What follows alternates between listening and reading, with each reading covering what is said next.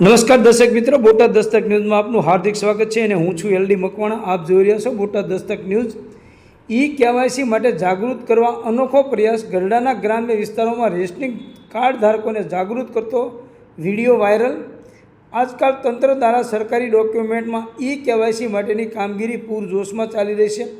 Rationing કાર્ડમાં KYC માટેની કામગીરી પૂરજોશમાં ચાલે છે, ત્યારે લોકો વધુ જાગૃત બને અને તમામ લોકો કેવાયસી કરાવે તે માટે લોકોને જાગૃત કરતો એક વિડીયો વાયરલ થયો છે. જે વિડીયો ગરડાના ગોરડકા ગામનો હોવાનો વિડીયોમાં ઉલ્લેખ થઈ રહ્યો છે.